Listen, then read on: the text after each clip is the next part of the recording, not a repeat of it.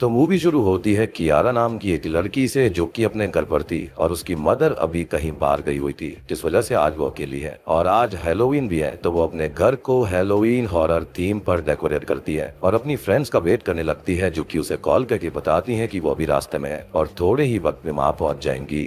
अब कुछ ही वक्त में वो तीनों दोस्त यानी कि काव्या, अरुणा, ऋतिका, शॉर्ट फॉर्म में ऋतु, कियारा के घर आ जाती है, जिनको ये हॉरर थीम काफी पसंद आता है। लेकिन एक फ्रेंड ऋतु भूत वगैरह से काफी डरती थी, तो वो आज यहाँ पर रुकने से मना कर देती है। इस पर कियारा और बाकी उसकी दो फ्रेंड्स उसको आज रात उनके साथ यहीं पर रुकने और हैलोवीन पार्टी एंजॉय करने के लिए मना लेती है और अगले दिन वो अपने घर चली जाएंगी। अब कियारा उन तीनों के फोन लेकर एक चॉकलेट जार में छुपा देती है और डोर लॉक करके की बाहर फेंक देती है। सुबह वो अपने सर्वेंट्स या फिर मदर से डोर को अनलॉक करवा लेगी। अब थोड़ी बहुत मस्ती करने के बाद, डांस वगैरह करने के बाद ने वो लोग वीजी बोर्ड और ब्लडी मैरी जैसे कुछ हॉरर गेम्स खेलती हैं, जिनको खेलने के बाद में थोड़ा बहुत मस्ती मजाक करने के बाद वो लोग हॉरर मूवीज देखना शुरू करती हैं, जिससे ऋतु और ज्यादा डर जाती है। और अब तभी लाइट चली जाती है, जिससे वो लोग थोड़ी सी परेशान हो जाती है। अब देखने को मूवी नहीं थी, कुछ भी करने को नहीं था, तो कियारा उनको एक किताब दिखाती है जो की एक हॉरर स्टोरी बुक थी और वो ये कहती है की आज ही रात वो इस किताब को पढ़ेंगी, जो की काफी अमेजिंग एक्सपीरियंस होगा। और ये किताब एक रियल हॉरर शापित किताब है, जिसकी दुनिया भर में सिर्फ 4 ही कॉपीज हैं, क्योंकि इसके पब्लिशर की इसको पढ़ते टाइम ही जान चली गई थी। और गुजरात के अपने एक फ्रेंड से उसने ये किताब यानी कि 4 में से एक कॉपी अरेंज करवाई है। अब ऋतु इससे बहुत डर जाती है और वो उनको रोकती है, लेकिन वो लोग नहीं मानती और किताब को पढ़ने के लिए ओपन करती है, जिसमें ऊपर ही उनको वार्निंग मिलती है कि एक बार उन्होंने इस किताब को पढ़ना शुरू कर दिया तो उनको किताब को पूरा पढ़कर खत्म करना होगा और वो इस किताब के एक्सपीरियंस को किसी के साथ भी शेयर नहीं कर सकती और जो भी उनके साथ में होगा उनके लिए वो खुद ही जिम्मेदार होंगी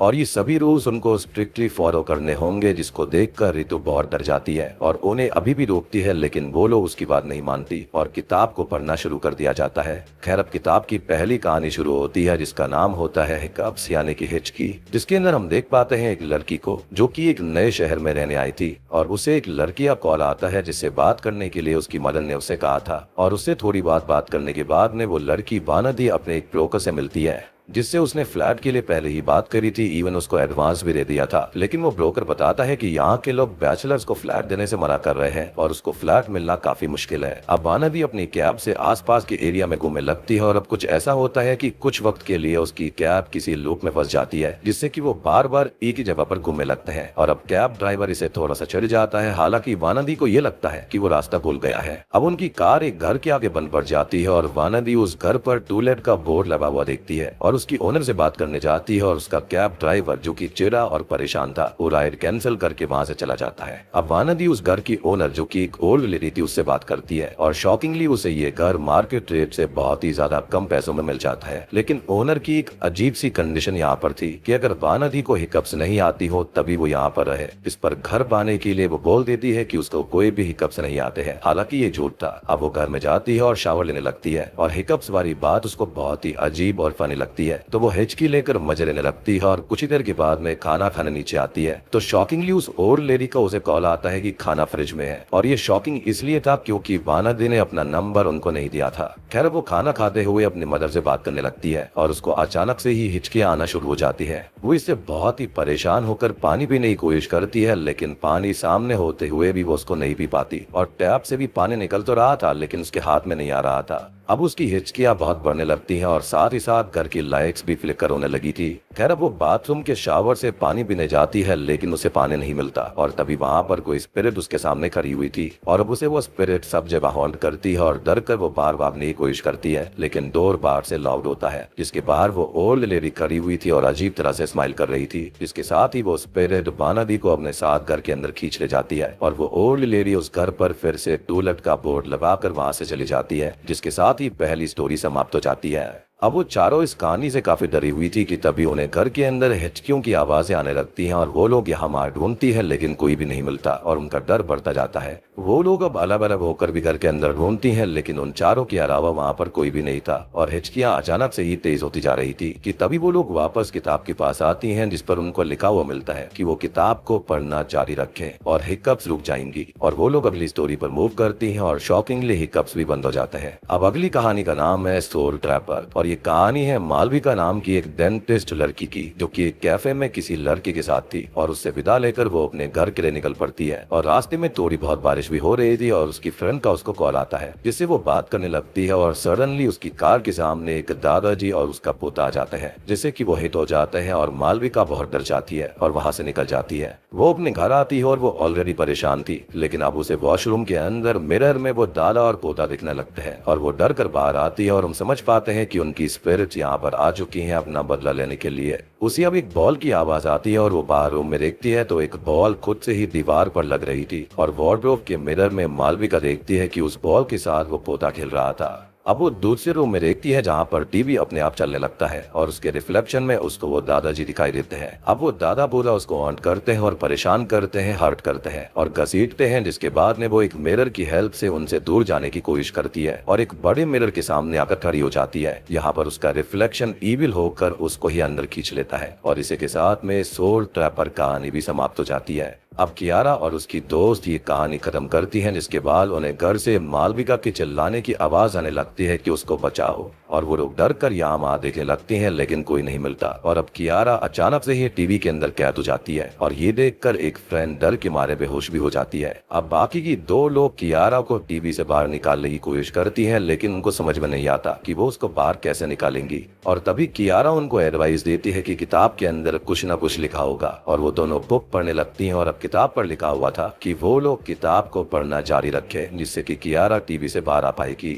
और वो अब अगली स्टोरी पर मूव ऑन करती हैं, जिसका नाम होता है अनइनवाइटेड गेस्ट। और ये स्टोरी शुरू होती है जानू नाम की एक लड़की से, जो कि अपनी एक फ्रेंड के साथ एक फ्लैट में रहती है और उसकी फ्रेंड घर से बाहर जा ही रही होती है और जानू से डोर लॉक करने का बोलती है, लेकिन वो अपने लैपटॉप पर बिजी थी तो वो उसकी बात नहीं सुनती। अब वो अपनी फोन का व्हाट्सएप ओपन करती है और किसी लड़की से बात करती है जिसका नाम ई से स्टार्ट हो रहा था। और अभी आपको यहाँ पर काफी कंफ्यूजन हो रही होगी, लेकिन ट्रस्ट में ये सारी कहानियां आपस में जुड़ी हुई है और हर एक चीज का महत्व है। खैर अब वो उस लड़के को मैसेज करती है कि उसने उनके बारे में क्या सोचा है, यस और नो, जिसका वो रिप्लाई करता है कि शायद से हाँ। और मेरे ख्याल से यहाँ पर शायद से शादी या फिर रिलेशनशिप की बात चल रही है, जिससे कि जानू बहुत ज्यादा खुश हो जाती है। अब वो अपने फ्लैट में डांस वगैरह करने लगती है कि तभी उसके व्हाट्सएप पर किसी अननोन नंबर से मैसेज आता है, जिसके अंदर किसी लड़की का वीडियो था और वो लड़की हेल्प मांगते हुए बोलती है कि किसी ने उसे यहाँ पर बंद कर दिया है। और जानू इससे परेशान होकर ये मैसेज ई को फॉरवर्ड कर देती है, जो कि कॉल बैक करके बोलता है कि जानू तो अकेली थी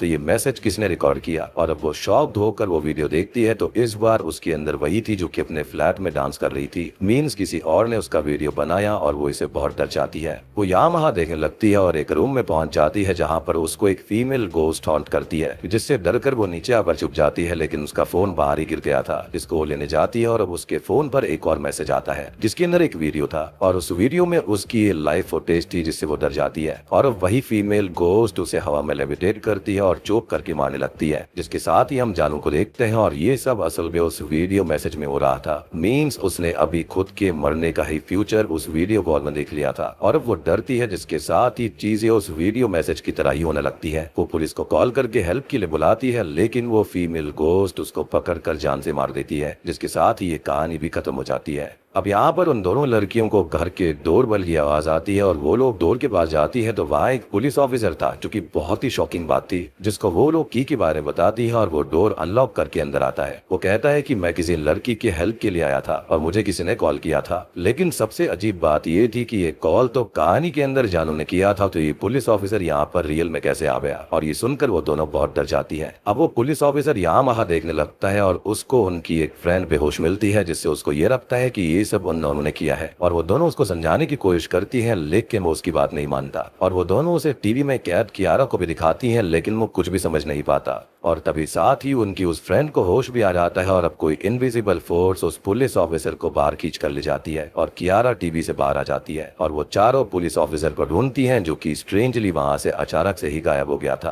अब कियारा सजेस्ट करती है कि उन्हें किताब को कंप्लीट करना होगा और वो किताब की आखिरी स्टोरी को पढ़ने लगती है, जिसका नाम आत्मा होता है। और ये कहानी असल में मीरा और आकाश की होती है, जहाँ पर आकाश एक पैरानॉर्मल साइंटिस्ट है और मीरा उसकी गर्लफ्रेंड है और वो दोनों जल्दी ही शादी भी करने वाले थे। अब एक रात आकाश मीरा को एक हॉन्टेड हवेली के पास बुलाता है और उसे अपने एक नए इन्वेंशन के बारे में बताता है, जिसके अंदर उसने ऐसे ग्लासेस को बनाया है जिससे गोस्ट को देखा जा सकता है। और वो उसकी टेस्टिंग के लिए मीरा को भी हवेली में ले जाता है। वो दोनों मज़ी मजाक करते हुए हवेली के अंदर घूमने लगते हैं, जहाँ पर आकाश उसको बताता है कि ये हवेली 1961 में एक जमींदार की थी, जिसकी एक बेटी थी जो कि बहुत ही ज्यादा सुंदर थी और कोई भी उसे देखकर उसको तुरंत ही चाहने लगता था। और जमींदार अपनी बेटी का बहुत ही ख्याल रखा करता। वो अपनी बेटी को कहीं भी फुल सिक्योरिटी के साथ ही भेजता था और इस वजह से बहुत ही कम लोग उसकी बेटी को देख पाए थे। अब एक दिन वो शहर से कहीं बाहर जाता है कुछ दिनों के लिए, और उसके जाने के बाद उसकी ही 4 नौकर उसकी बेटी के साथ में गलत काम करके उसको जान से मार देते हैं और उसकी लाश को ठिकाने लगाने लगते हैं। लेकिन जमींदार वक्त से पहले ही वहाँ पर आ जाता है और अपनी बेटी की ऐसी हालत देखकर टूट जाता है और गुस्से में भरकर उन चारों नौकरों का सर धड़ से अलग कर देता है और हमेशा हमेशा के लिए सबसे दूर कहीं गुमनामी में चला जाता है। और तब से ही इस हवेली को वो गोस्ट हॉन्ट करते हैं। अब आकाश की ये कहानी मीरा को झूठी लगती है, लेकिन आकाश को गोस्ट देने लगे थे। मीन्स वो ग्लासेस काम कर रहे थे।